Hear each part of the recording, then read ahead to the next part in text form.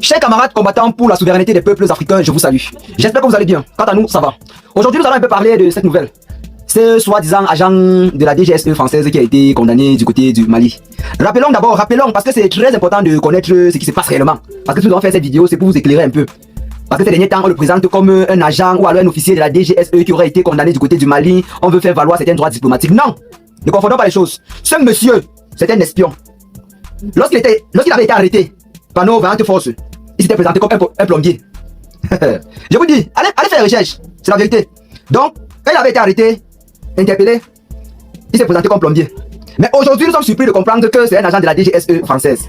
Mesdames et messieurs, l'on vous a dit à maintes reprises ici sur cette chaîne que dans l'ombre, il y a plusieurs mains noirs qui essayent de déstabiliser l'AES.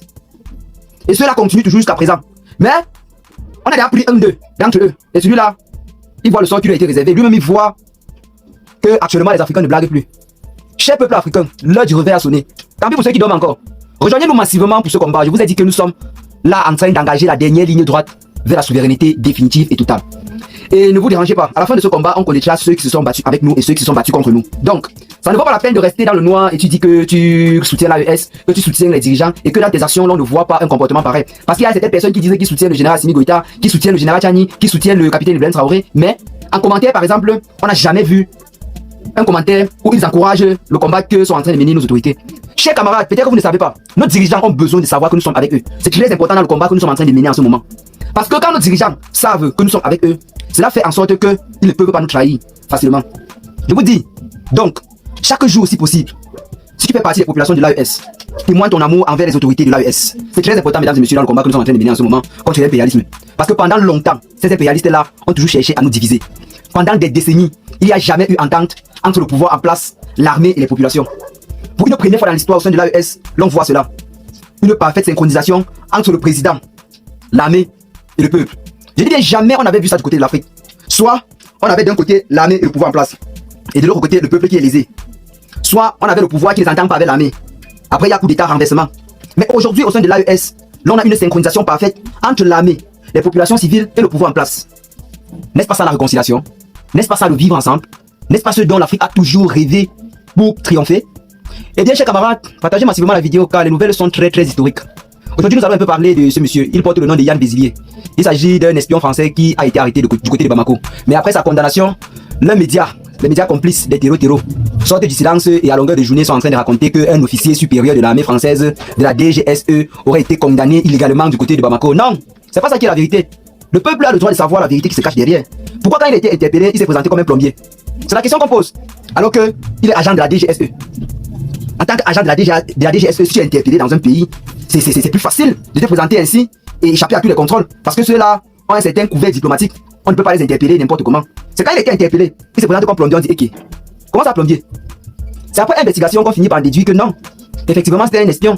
Un espion français entrant en territoire malien pour certainement déstabiliser le pouvoir en place. Ce n'est pas anodin que depuis la prise de pouvoir au sein de l'AES en général, ces chefs d'État se font véritablement menacés. Chaque jour, ils sont en train d'échapper à des tentatives de déstabilisation. Et les tentatives de déstabilisation justifiées. Parce qu'on comprend aujourd'hui clairement que l'ancienne puissance coloniale ne supporte pas d'avoir perdu cette partie de l'Afrique qui lui servait de poumon vital. Parce que pendant longtemps, ils ont toujours nié cela. Mais c'est ce qui était toujours la vérité. Nos pays là ont toujours servi de poumon vital. Mais au lieu d'entretenir un poumon comme il le faut, ceux-là ont préféré plutôt endommager davantage ce poumon pour créer leur propre poumon chez eux.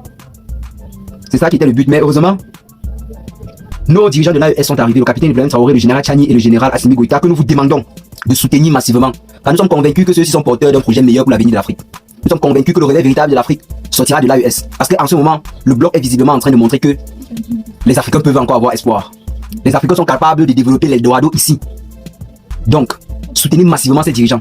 Soutenez massivement les armées de l'AES. Parce qu'en ce moment, dans la reconquête du territoire national, ces derniers abattent également un travail très remarquable. Pour ceux qui ont suivi les bilans émanant du terrain des opérations de ces derniers jours, vous savez parfaitement de quoi je parle. Nos forces du départ en France ont visiblement frappé fort sur toute l'étendue du territoire et dans l'AES, donc dans tous les pays de l'AES. Donc les amis, en ce moment, l'heure est véritablement à la vigilance. Et rien ne passera plus inaperçu. Avant, avec les anciens dirigeants, des situations pareilles passaient inaperçues. On était là, sur notre territoire, chez nous, sans être en sécurité. Quel culot d'envoyer un espion du côté de Bamako pour mener des opérations de déstabilisation. Quel culot! Celui-ci a pris une peine qui doit servir d'exemple aux prochains complices déstabilisateurs. Il a pris 20 ans de prison claire. Et je pense que c'est très normal. C'est très normal. Et ce n'est qu'un avertissement. Les autres vont prendre perpète. Ouais, les autres vont prendre perpète. Parce qu'en ce moment, dans le combat que nous sommes en train de mener, on ne peut plus tolérer des trahisons. Même si tu fais partie de la population de l'AES et que tu te constitues en traître, tu dois être traité avec la dernière énergie. Ne croyez pas que c'est un traitement qui est seulement réservé aux blancs, non. Il est bien vrai que ceux-là ont une responsabilité plus poussée dans cela, parce que ce sont eux qui sont les instigateurs de tous ces conflits. Ouais. Ce sont eux qui soutiennent, ce sont eux qui financent, ce sont eux qui fournissent du renseignement et bien d'autres. Ouais, la responsabilité est plus avancée. Mais aujourd'hui, les populations africaines sont suffisamment sensibilisées pour que quelqu'un qui aujourd'hui continue à suivre le camp de Télo quand il s'est fait prendre, qui ne disent pas qu'il n'avait été prévenu. Tous les Africains sont suffisamment conscients aujourd'hui pour voir que le véritable chemin à emprunter, c'est celui que montre le capitaine Ibrahim Traoré, c'est celui que montre le général Assimi Goïta, c'est celui que montre le général Tchani. Donc, pour celui qui laisse ces chemins-là pour partir supporter les impérialistes, sache que tu es un ennemi de la République. Et lorsque tu seras découvert, tu seras traité avec la dernière énergie. Chers camarades, partagez massivement la vidéo avec vos amis si vous l'avez trouvé intéressante. Abonnez-vous à la chaîne si ce n'est pas encore fait et à très bientôt pour de nouvelles vidéos. Ciao.